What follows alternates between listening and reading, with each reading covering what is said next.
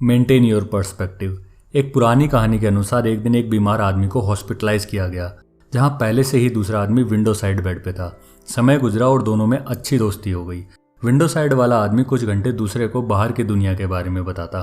कुछ दिन वो उसे पार्क में लगे खूबसूरत पेड़ों के बारे में बताता जो हॉस्पिटल के बाहर लगे थे। कभी वो बताता कि कैसे बाहर बच्चे खेल रहे हैं पार्क में। कुछ दिन वो अपने दोस्त को ये बताता कि बाहर लोग क्या क्या कर रहे हैं। लेकिन कुछ दिन बाद दूसरा बंदा परेशान हो गया, क्योंकि वो बेड से उठ नहीं सकता था बाहर देखने के लिए जो उसका दोस्त उसे सुनाता था। धीरे धीरे वो उसे नापसंद करने लगा और उससे बुरी तरह से चिढ़ने लगा।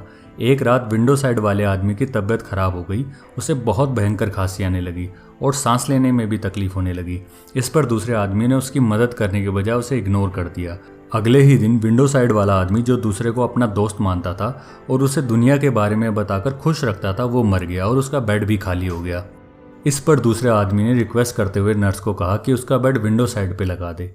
लेकिन जैसे ही उसने विंडो से बाहर देखा, वो हिल गया। उसके पैरों तले ज़मीन निकल गई। उसने देखा कि विंडो के बाहर दूसरी बिल्डिंग की दीवार थी। उसके रूममेट ने वो सारी कहानी अपने दिमाग से बनाई थी ताकि इस बीमारी के वक्त उसका दोस्त थोड़ी खुशी महसूस कर सके। ये कहानी हमें बताती है कि हमें अपना नज़रिया बदलने की ज़रूरत है। जब कभी भी हमारा सामना मुश्किल परिस्थितियों से हो तो हमें अपना पर्सपेक्टिव शिफ्ट करते हुए अपने आप से पूछना चाहिए कि क्या दिमाग लगाने से इस मुश्किल सिचुएशन से निकलने का तरीका मिल सकता है। स्टीफन हॉकिंस, इस सदी के महान फिजिसिस्ट, ने कहा था कि हम एक छोटे से प्लैनेट पर रहते हैं जिसे हम अर्थ कहते हैं, जो लाखों गैलेक्सियों में से एक गैलेक्सी में है। तो अपना पर्सपेक्टिव शिफ्ट करना कितना बड़ा है। इतने बड़े ब्रह्मांड में आपकी समस्या कितनी बड़ी है।